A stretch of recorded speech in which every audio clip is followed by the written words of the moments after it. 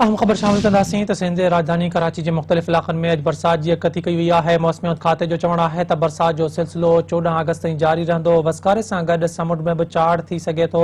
बलूचिस्तान में बि अॼु खां 13 अगस्त ताईं चौमासे जे नए स्पेल बाबति अलर्ट जारी कई वई आहे। पंजाब केपी जे मथाहनि वारनि इलाक़नि में, कश्मीर में ऐं तेज़ हवाउनि ऐं गजगोड़ सां बरसात जो इम्कान आहे। अवां खे अपडेट कयूं पिया। सिंध जे राजधानी कराची के मुख़्तलिफ़ इलाक़नि में अॼु बरसात जी अकती कई वई आहे। मौसमियात खाते जो चवणु आहे त बरसात जो सिलसिलो 14 अगस्त ताईं जारी रहंदो। वसकारे सां गॾु समुंड में बि चाड़ थी सघे थो। बलूचिस्तान में बि अॼु खां 13 अगस्त ताईं चौमासे जे नए स्पेल बाबति अलर्ट जारी कई वई आहे। पंजाब केपी जे मथाहनि वारनि इलाक़नि में ऐं कश्मीर में तेज़ हवाउनि ऐं गजगोड़ सां बरसात जो इम्कान आहे।